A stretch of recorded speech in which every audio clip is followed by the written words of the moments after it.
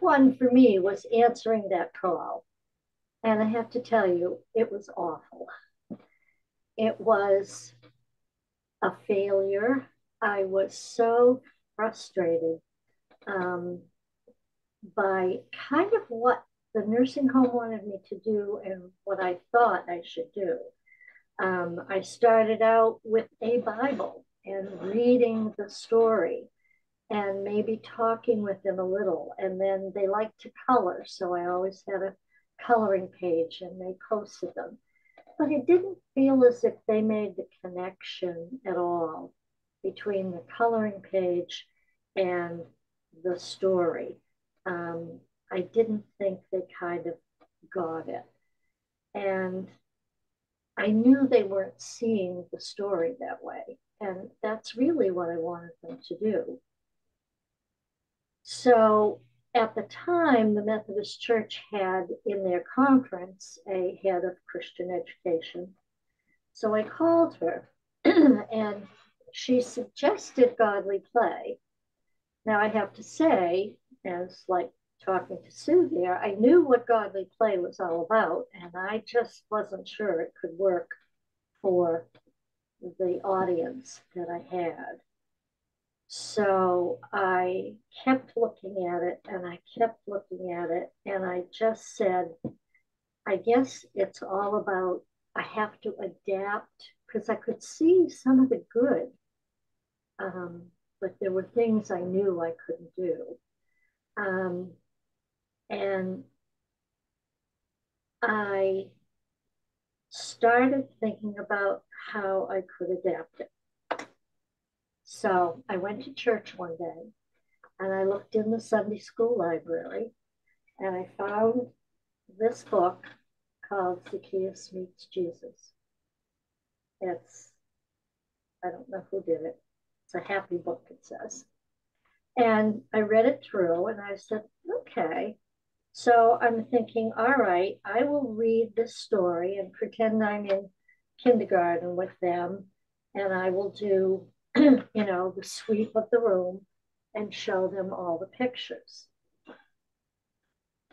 And then I said, but I want them to see the story.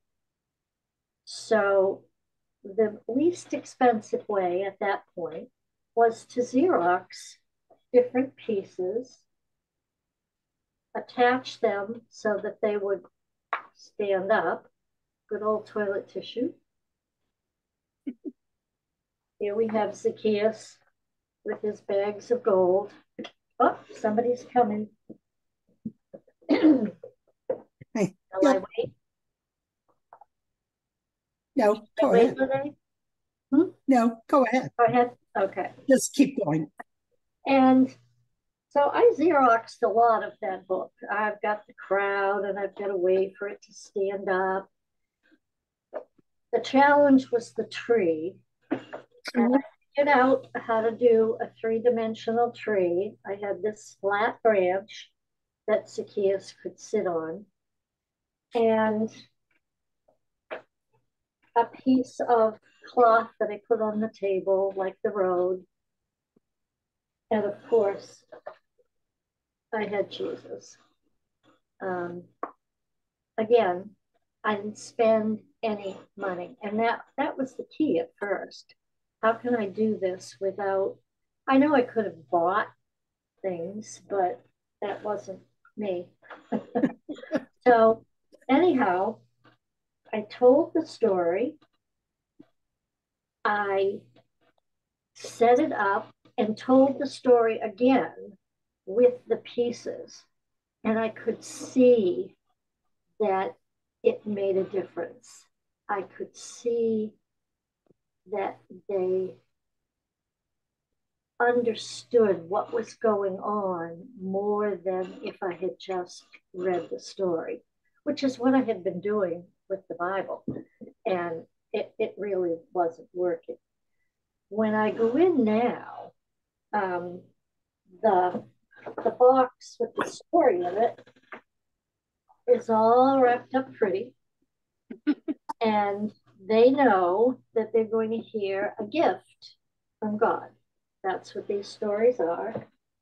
And in some of the boxes, I can kind of peek in and pull out the book, and they don't see anything but know the story until we're done. Now, that worked for a long time. And I have, um, for instance, the the Good Samaritan story. I had that, and I needed something to make it more real than all these little people.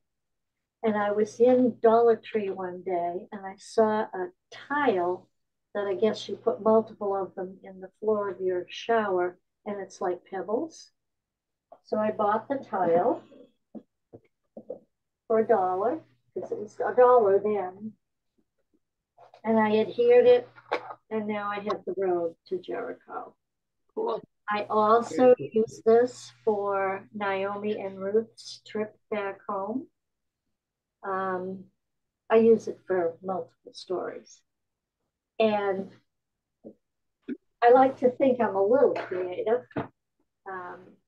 And you heard me talking about the boat.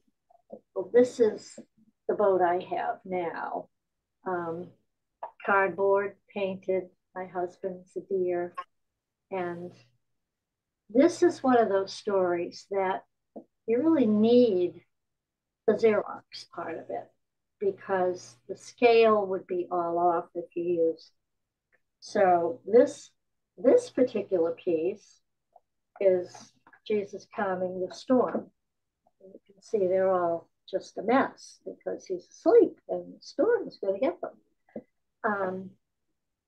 And in doing that, I found this wonderful piece of fabric that looks like the sea. See.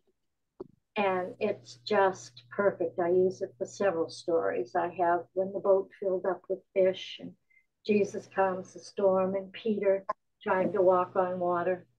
And in the storm, I spread it out and I can crunch it and the boat's really, and they love that. They understand motion and things like that. So that basically is how I got started. And that went well. And I thought that they really were understanding. And I didn't see any need to do anything else. I was happy with the way it was going. And then one day I was in a thrift shop and I saw a box of Barbie and Ken dolls. And I said, oh my goodness, what I could do with those. So that was the first money that I actually spent. And I used scrap fabric and I dressed them. For example, this could be this, well, I use her for Naomi. She's got gray hair. The dolls can be multiple people. I I have to, when I take a story out, check the box and be sure the right pieces are in there because I have like 6 women and 4 or 5 men, and I use them interchangeably, but it works. Is it helpful that they're bigger? Huh? And do you think it's being bigger is important? Yeah, and I try to keep the scale of the pieces that I work with to be about the same. I think this is supposed to be Jesus. I've got to work on the hair, but they know who it is. I mean, that's not a problem at all. And he gets to be at the well. I mean, he's just everywhere, of course. So I could tell the difference that this made. For example, the prodigal son. They love that story. They know that story. And I have the dad and the son and the brother. I've got the pigs and the garbage and all of that that the son gets into. Come on up here. And then Come they on, Piper. and at the end Bye. of the story, Come on, Piper. Come on. at the end of the story, I put them all together. They've made peace with each other, and everybody goes, "Oh." So you know that there's something clicking. Um, and yeah, I really could tell that it made a difference. Then COVID hit, and I was out of the nursing homes. I do a nursing home and an assisted living. By the way, as an aside, this is a small group presentation. You can't be on a stage and do this to 20 people. Um, if they're kids, yes, I have done that in Manchester. One of the churches runs a program called Messy Church, and they feed anybody off the street. And I have done my stories there with kids on the stage around me, but parents watch too. And that's different because they're kids and they get it and it's fun. But at the nursing home, I think one, maybe two tables pushed together and chairs and walkers and wheelchairs around the table. I've maybe had nine at the most, maybe 10 at some point. I had seven on Monday. And that's just right. Um, but then COVID just shut us down for way too long, but it happened. And finally, I was able to go back, had to wear a mask, which is hard to tell stories with a mask. And it was hard for them because they had to wear masks as well. But we did it. And so I tried to find some way to lighten it up. In addition to what I knew, what I knew was working, and that was music. So we have a routine now. When I come in and set up, put the box on the table with the ribbon, they bring them down. They don't all come at the same time. I may have just started when they bring someone down, but that's fine. And when we start, the first song we sing is Kumbaya. Number one, they know it. Number two, I tell them this is what we want. We want God to come be with us while we hear the story because it's his story and we want him in the room with us. So that's how we start.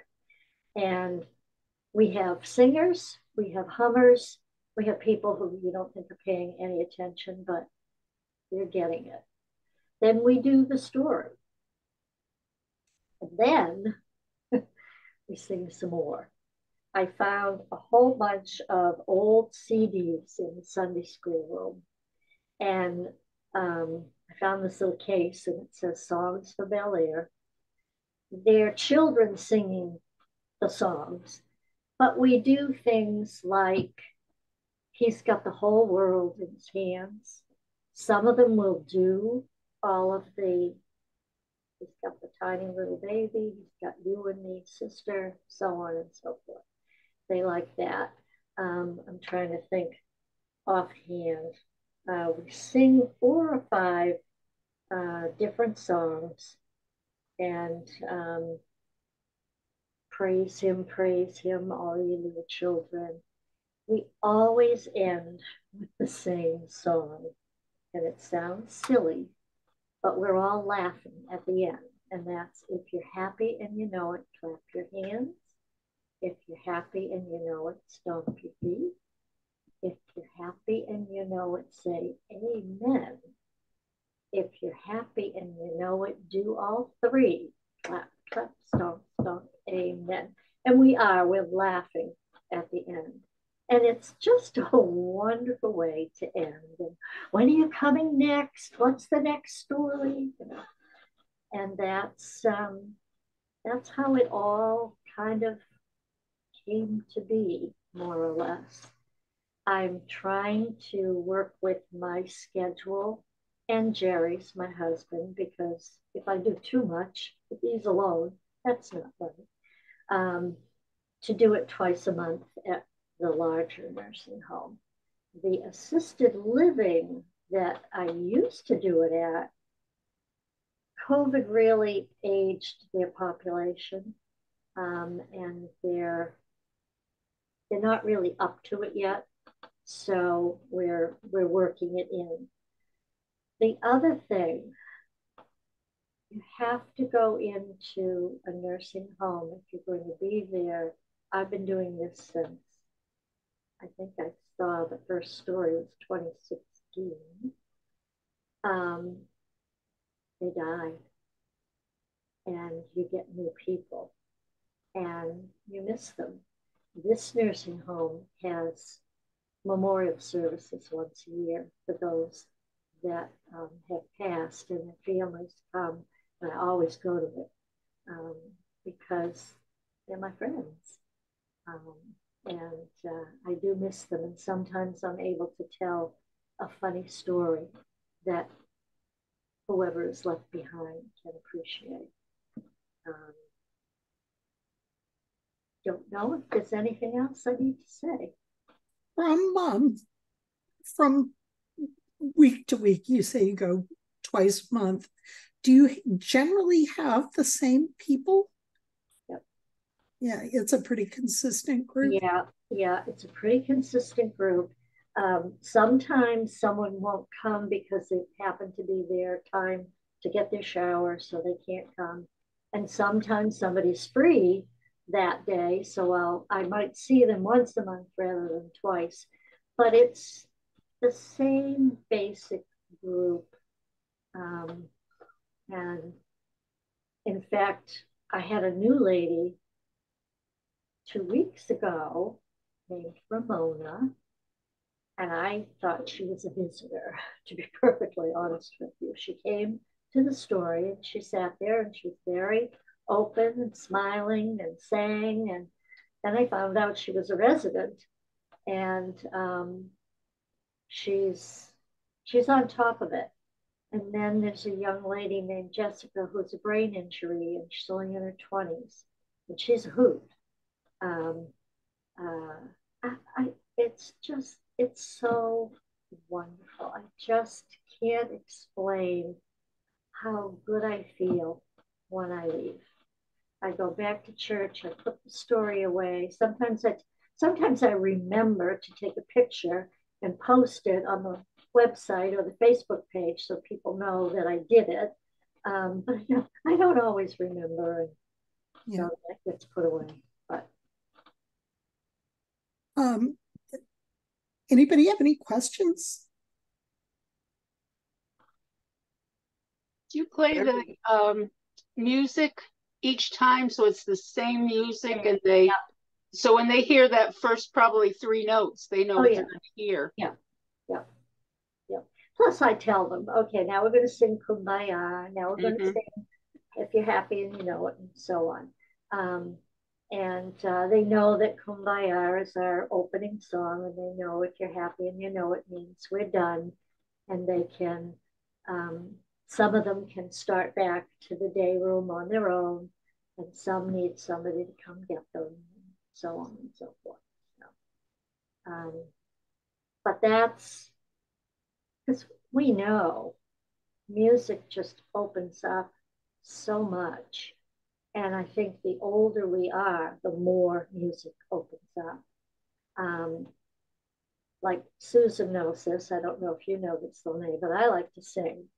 And I wish I could play the piano because I would go there and just sing songs um, uh, to entertain them.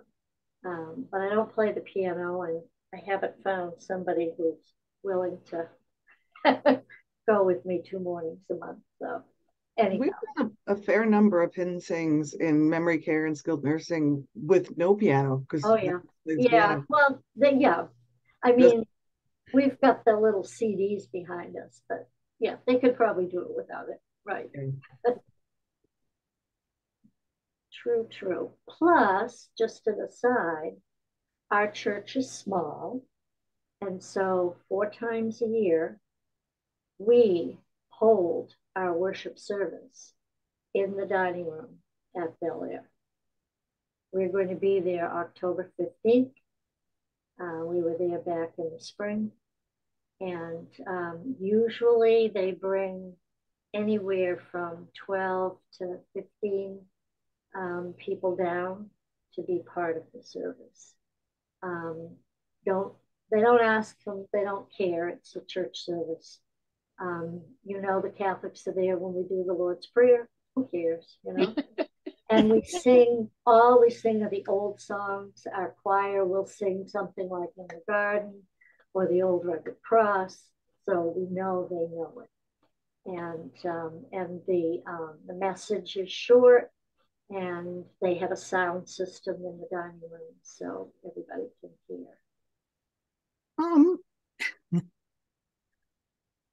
I know you started this when you retired up here.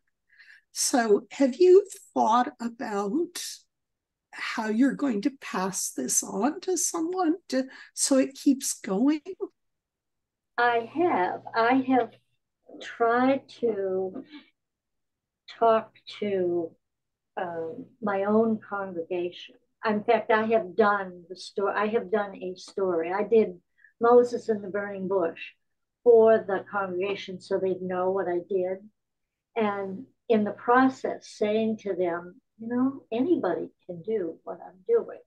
It really, it just takes somebody who's got a little bit of upbeatness and likes to sing, and you don't need much skill to do it. And it's so much fun, really. But I haven't got anybody jumping in front of me saying, oh, I'll do it. So I'm wondering, since it's a ministry that is kind of a town ministry, yeah, if you might talk to the ministerial association and talk to them, and there might be somebody at the Congregational Church or at the Episcopal Church who might be interested in doing it, and doing it with you for a while. Because I'm their treasurer. Yeah. Yeah. I mean, you're there anyway.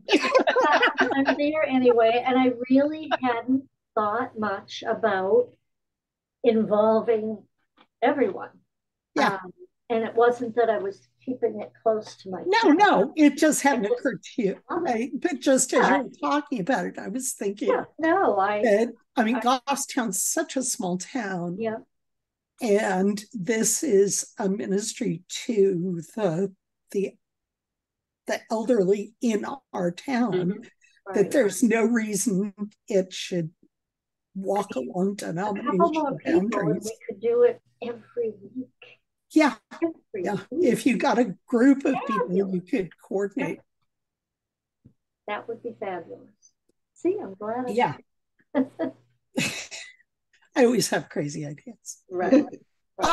Nancy, you jumped in a little late. Do you want to unmute and tell us where you are?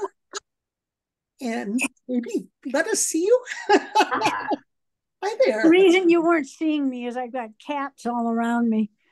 Oh, that's okay. Mine will probably wander in and out at some point. I'm Nancy Meyer. I'm the deacon at Church of the Good Shepherd in Nashua. And we actually, I, at this point, go to 2 different nursing homes and do a very simple communion service for them. They had called the parish after COVID looking to see if anybody could do this for them. And most of the churches just said no. And, I I told him, I said, well, let me talk with my priest and see what she thinks and stuff. And we waited until we had two lay Eucharistic visitors to do the program. Unfortunately, one of them has decided he doesn't want to do it, and the other one just had a small stroke. So I'm going to both places to do them right now, which is fine. But I agree that the residents appreciate it so much. And some of them don't know what's going on, and others do. But I think that providing some ministry experience for them is what we're called to do. Right. They are definitely on the margins of society. In fact, probably a little bit beyond the margins of society, because they're now in this facility, and so nobody pays much attention to them. So I think it's an extremely important ministry, and whether it's going in and telling them stories and singing, or if it's doing a very simple service, they just appreciate it so much. They do. Lene, doesn't Barbara go to Bel Air and do the communion? Yes, she does. I think. Nancy, you missed out that Sue, Ross, and I are all in the same town. We're all in Goffstown. So representing three different churches. Right. Yeah, three different churches all in the same town. We all know each other, and you know what? We like each other. Yes. Most of the time, no. Maybe your next presentation should be on ecumenical unity. Right. Yes. Go. But yeah, Barbara Carbonell goes on a fairly regular basis over there. Right. Too. She's a Eucharistic visitor to bring communion to them. Right. Mm-hmm. And I think just to connect with people, Barbara is in her mid-80s, so she knows a lot of the folks that are there.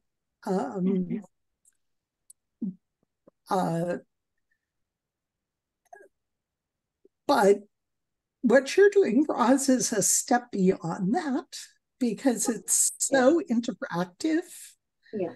I think the way you're telling the story, you're inviting them into the story in a lot of ways. And I think that's helpful for any of us. And for folks whose hearing maybe isn't very good, the visual really helps. And they're good about letting you know. Like, one person wants to sit here because that's her good ear. So she hosies that position on my right side. And then as I'm passing the book, she's sweeping the room with the book, one lady will say, "You don't have to show it to me, I can't see it." But I am going to show it to her anyway. But she can see the acting, that happening, but the page doesn't mean that much to her. Bless you. Thank you. One of the things that we used our grant for actually was a lavalier mic with a portable speaker for the larger groups, at least. I mean, groups of 4, that even though it might help those who are really hard of hearing, it still feels weird to have like a loudspeaker in a group of 4. Right. But sometimes when we'll do a larger group, sort of in a U shape. I've learned to use my big girl voice. Oh yeah, that too. I have for the most part, a soft voice, but I've learned there to speak up, sing loud, make a lot of noise, and make it work. Now, do you sit when you're telling the story, or do you stand? I sit, unless I have 2 tables, and then I have to stand only to show the the book. But no, I sit with them. I'm with them. So I hate to say, since I misunderstood the starting time, I kind of blocked off 6:30 to 7:30 schedule, because that's I'm sorry. That was my fault. But it's been really great to meet you guys. It's nice to know that there are other people doing this work. Yes, yes, yes. Me too. Yeah. And you can get a hold of me through Province One if you have further questions or want to get a hold of Roz or something like that. Oh, yeah. Will do. Okay. Thank you so much. It's been great. Yeah. Nice to meet you. Bye. Yeah. Bye. Yeah. It's I love the way you've put it together from nothing. I think that's one of the geniuses of faith formation. We know how to do things without a budget. Yeah. The only thing I had to buy when I got the dolls was the stands. Oh, thank goodness for Amazon. I mean, measure the doll, it tells you what stand to buy, because otherwise it wouldn't work. They have to. Yeah, they would just flop over. Yeah. Yeah. So. But I have quite a library of stories now. I really do. And I just love telling them. There's nothing wrong with repeating them, because they may not remember the last time. And even if they know the story, they know it, they don't mind hearing it again. I mean, and they know why it's being told. And that's one of the things, I try to do at the end of the story is, what did we learn from this story? We learned to trust Jesus. He said he would do this, and he did it. We learned how to trust, or love, or whatever. It depends on the story. Yeah. But I mean, we retell. Oh yeah. The biblical stories all the time. And I had a spiritual director who said that we retell them because we're on a spiral. Right. And we're learning, we hear the same story, but we hear it from a different perspective. Right. All the time. And so we're always learning something new. I mean, we hear the Christmas story every single year. And I do that one too. But we hear something else in it. Right. Because we're at a different place, because somebody else is telling the story. Right. So, and I think about kids, especially small children.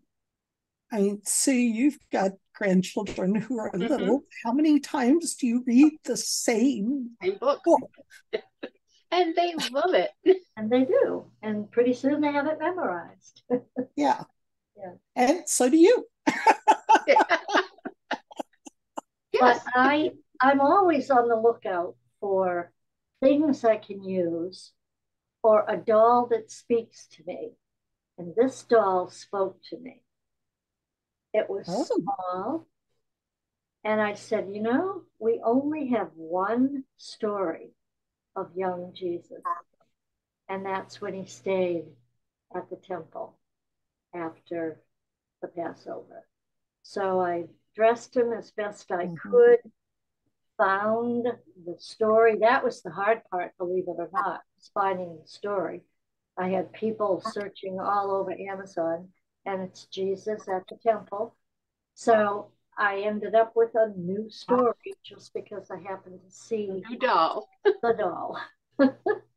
So, and do you have a particular Bible storybook that you love? Oh, I love your donkey. He goes with Ruth and Naomi. Oh, he goes in a couple of stories. He's got the bedroll, and he's got some pots and pans, and because they have to camp out at night.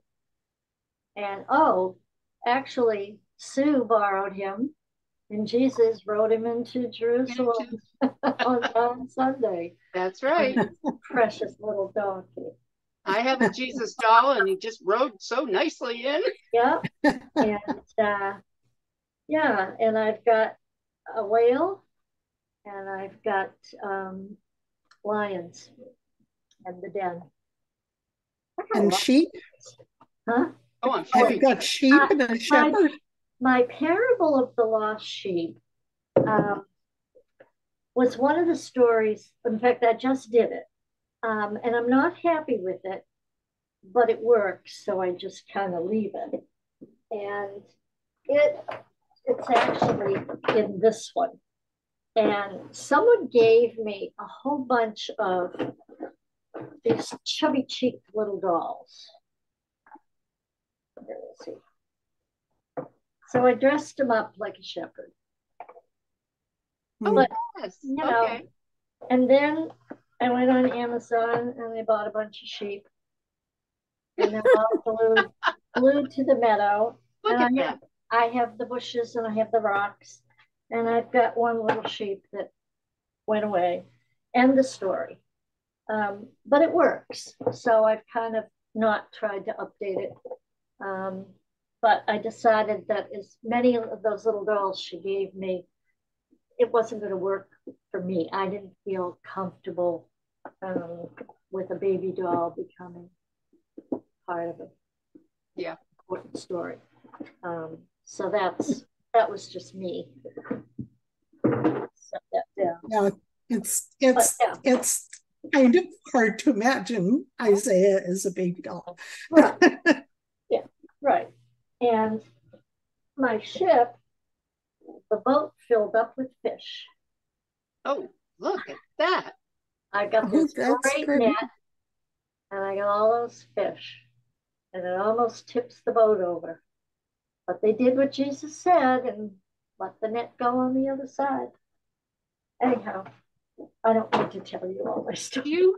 Do you pass that around so they can touch that? They're not really interested in that. Children would be. Right. But they never seem to want to touch much of anything. And the young woman with the brain injury possibly might, but she's only been to a couple, so we're both feeling our way with that. She's very hyper as well as everything else. So you said in the beginning you brought coloring pages and crayons. Do you do that at all now or not? They don't seem to want to do anything. When I first started, the activities director said, oh, they love to color. So I took that as it being an important thing. And it was, and they all did it. And then we put them up on the wall in the day room. But like I said, they weren't making the connection between the picture and the story. And yeah, they like to color, but that wasn't why I was there. Yeah. So I just had to keep pushing it a little. Mm-hmm. Yeah, it sounds like you found a good balance. I think so too. Yeah. I mean, they come and they seem happy, and I am. So. Yeah. So Nancy, could you see incorporating any of this into what you do or not? Would it not work? Not what we're doing right now. I mean, they asked for a communion service. Yeah. Mm-hmm. And so, that's and we use the collect and the readings from the previous Sunday. I haven't used it in a nursing home, but if any of your parishes do catechesis of the Good Shepherd or godly play, you might be able to borrow props from them for the various stories. And I've done that with adults. and they get into it as much as the kids do. Right. Yeah. Have you done that in the nursing home at all? Actually, no, I did. I did it with a group of the adults of the parish that came for a weekday service. Mm-hmm. And we would do it with them. And it was very interesting because they really enjoyed it. They liked that presentation that's used in godly play. Mm-hmm. So I mean, it would translate to the nursing home easily. Mm-hmm. But that's, what we're doing is responding to this request for a communion service. Right. Because ours asked for a Bible study. They didn't. Yeah. Yeah. So I understand what you're saying. Yeah. They need to want it. Well, yeah. And you need to have the people to do it too. Right. Yeah. Any parish can only do what they've got the people for, right? To do it. Yeah, you can only do the capacity. You can only deal with the capacity that you have. Yeah. Yeah. Yeah. Yeah. I mean, I'm getting a lot of the members of our companion ministry program are coming to the services to help and then to talk to people afterwards.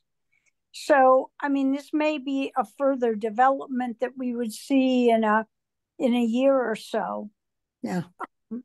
But right now, we're just happy we can meet their request. Yep. Yeah. It's not where you are right now. Yeah. Yeah. I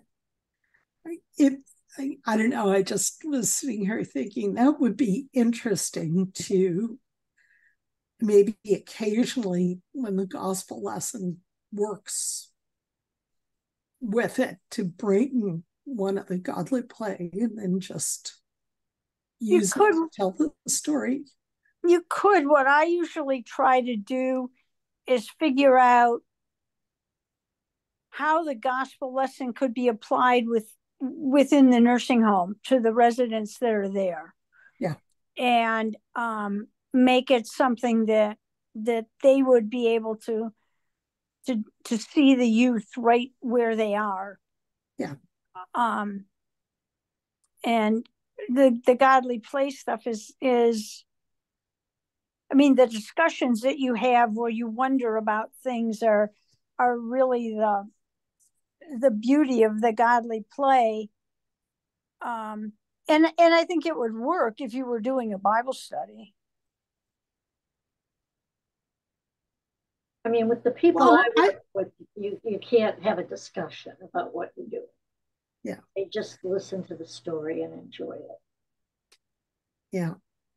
Yeah, it kind of depends on who your audience is and how responsive they are, I guess. Mm-hmm. That's what I'd say. Right. Roz, you've kind of taken that Montessori format and tweaked it to work with the group of people that you've got, without worrying about, is it godly play, is it catechesis, is it whatever. No. It's not. It's just is. It works. Yeah. And I think in that context, that's kind of what you have to do. Right. You have to do what works. I always tell people, I don't care what curriculum you're using, you're gonna have to tweak it to work with the kids that you have or the adults that you have. And definitely, if you've got 1 year, you've got a group of rambunctious boys, and the next year you got a group of quiet, introverted girls, then you can tell exactly the same lesson, but how you do it is going to be entirely different. Yeah. And I think the same thing applies with this. That you're picking up on what engages them. Right. and see what happens. So yeah, I can't see the wondering questions working in that context. With some groups, particularly in assisted living, it might. Yeah, that might work. That might work. In a long-term care facility, a nursing facility where the majority of the people are pretty advanced dementia, it probably wouldn't work. It might on occasion, but probably wouldn't. But you've got to get to know the audience and see what their level is. Right. Yeah. Nancy, do you use music? I do.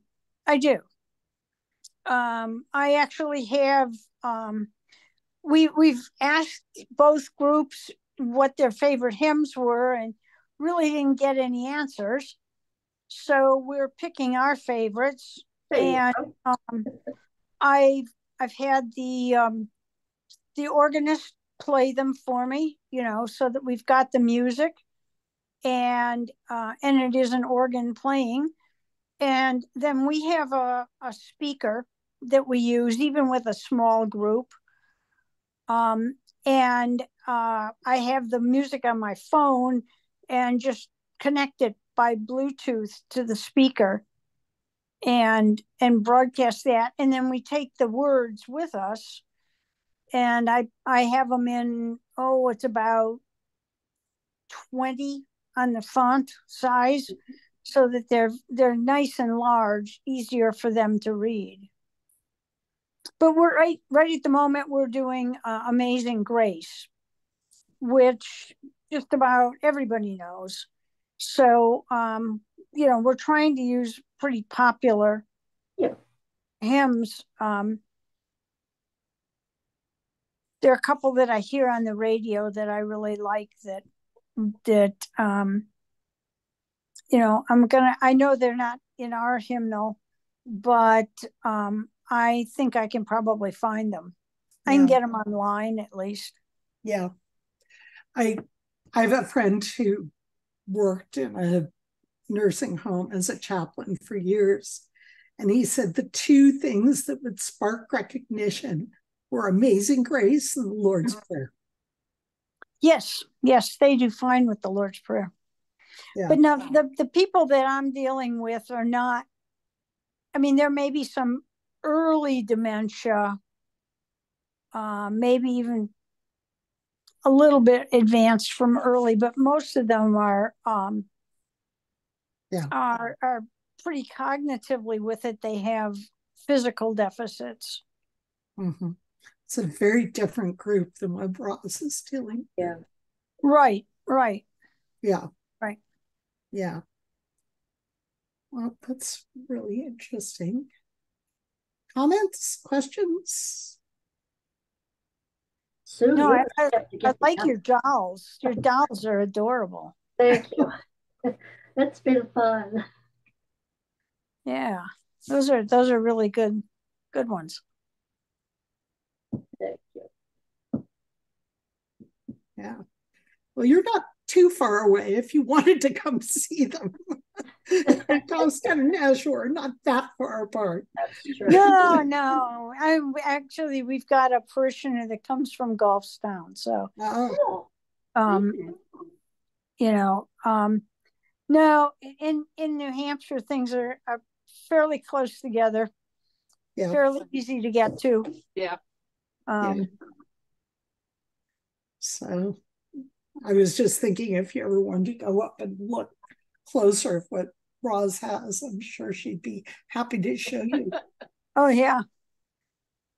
But Roz, you don't keep them at your house, right? Oh. No. No. No, they go back to church. Yes, between the bookcase and the metal shelves, and some are in boxes, some are in bags. Depends on the story and what some of the pieces are. Yeah, how big things are and how many pieces there are. Mm-hmm. Yep. So, like David and Goliath. Goliath is like, he's big. Yeah. He's actually a doll from Beauty and the Beast. Ah. And then you have David, which is just one of my dolls. It's really good. Yeah. So what stories are you looking for now you haven't been able to find? Once I found the young man, I was happy because that was one of the stories I've always wanted to do. But I can't tell you if there's one I haven't done. I mean, Moses is 3 stories. Yeah. I do Moses 3, yeah, 3 brave women, blah, blah, blah, and then the burning bush and then the Exodus. So that's 3 stories. And I have creation with all the pieces, which I hate to do because I can't remember which one goes. It drives me crazy. I have to have my little cheat sheet on the side. Yeah. But I've got the woman at the well. I've got Ruth and Naomi. I have the boat that filled with fish. I have walking on water. I mean, I don't need to list them all for you. You have Esther? Huh? Yeah, I Esther? have brave Queen Esther. I Okay. have her. Yeah. And yeah, so I'm pretty well set. I've got more than a dozen stories. And if I see something that strikes my fancy, then I'll do that. That's great. That's great. Well, thank you all for coming, and thank you, Roz, for doing this. It was really great. Pleasure. My pleasure. And even I came away with an idea. Good. Yeah. You know me, I always have an idea. Be it good or not, it's an idea. It's a good one. I'm probably going to have to show up at every church and do a story and say, we're looking for volunteers. We're looking for people that can do this. See how easy. We're looking for volunteers and we'll teach you how to do it. And I've got all the stuff. You always have to do anything. Yeah. So. Yeah, well, people are intimidated, and they're particularly intimidated by singing. I know. So, you know. You let the CD do the singing. Yeah. You'll find exactly. Yeah. Anyhow. Yeah. So. Thank you, Roz. That was great. Yeah. Thank you for coming, Nancy. Good to see you, Sue. And next month, we're talking about how to plant formation in tiny churches. So if you're interested, or if you know anybody who is, the links. Send me. Yeah, I can send you the links. Okay, add me to your list of people that you send the link to. I will. And it always goes out on my Facebook page too. Okay. So, that's true. Yeah. Actually, I don't think I'm not sure. Yeah. Okay. All right. Well, thank you all. All right. Thank you. Thank you. Bye. Bye.